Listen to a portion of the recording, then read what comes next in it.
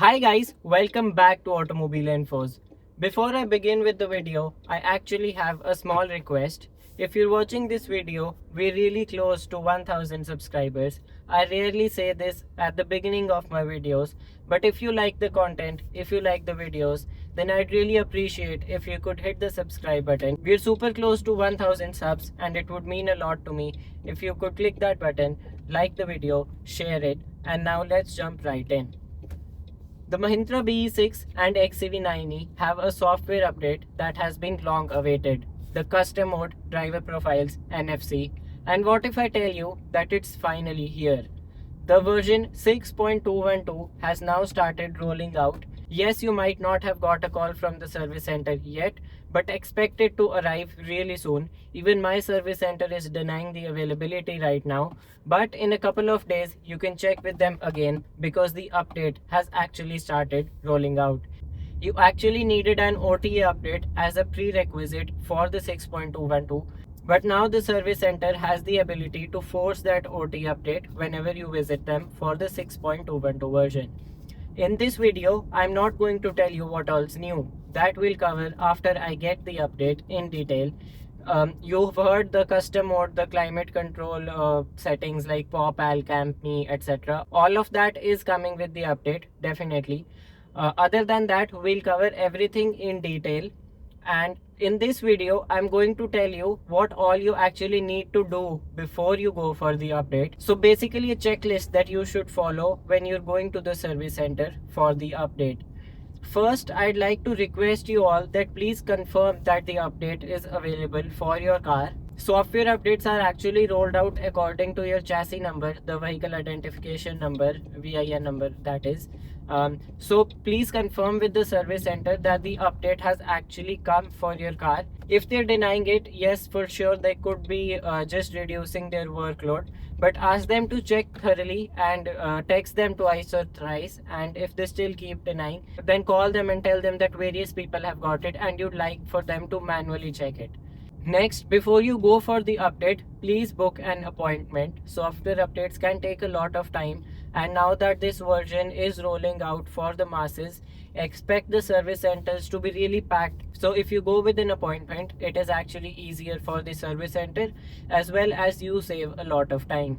So call the service center and ask them to book you a slot, and tell them that there is a software update due for your car that you'd like to get done. Next thing, before you go, ensure that you have at least 30 to 40% of charging in your car.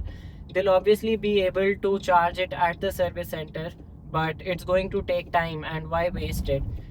Even when we get an OTA, you must have noticed that there is a condition written that your car must have X percentage of battery. So just to err on the safe side, ensure that you have 30 to 40% of charging. The next thing is that if you want to take that NFC key card from which you can unlock the car and you can also drive it, then please take both your key fobs the day when you go to the service center, because for NFC activation both the key fobs are generally required, and it'll be a waste of time if you go and then you have to come back another day with both the keys.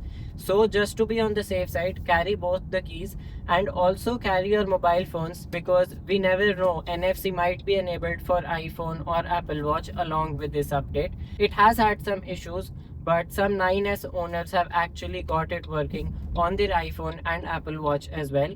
Also, take your phone whichever you'd want the key to be in, Samsung or whatever, and also ensure that it has charging and stuff like that. Pretty basic. The next thing is that the NFC card in itself costs about 750 rupees, but if they charge you some activation charges or some installment charges for the software update, then those are not applicable. Software updates are meant to be free for the car, so if they're charging you activation charges, then you can respectfully ask them to remove it or justify it, because when you bought the car these features were promised anyways, and software updates are actually a way for Mahindra to maintain the cars better, to keep them updated and keep them as tech savvy as they want. So software updates do not have any activation charges. So check the bill when you leave. The card, as I told you, costs about 750. That is all you have to pay. The rest they can charge you 100 or 200 for the activation. It is up to you if you would like to pay them just as a gesture. The next thing is that when a software update happens, memory seeds might get reset, the mirrors, the auto dip mirror settings, the music settings, all of that might get reset. So just be a little aware of that and kind of get an idea of how your seat usually is or how your mirrors usually are. I know that it can be a little irritating when everything changes and it gets back to the basics and then you have to set everything again. After driving for months, you're actually changing things and making it the way you like. So the personalization might be reset after the update because it actually resets quite a lot of systems. So that is a thing. Just be a little aware, that's all. The next thing is that when they're actually done with the update, check the software version in your car. I'll actually show you right now. So vehicle apps, then exterior, then hold locks for about 10 to 15 seconds.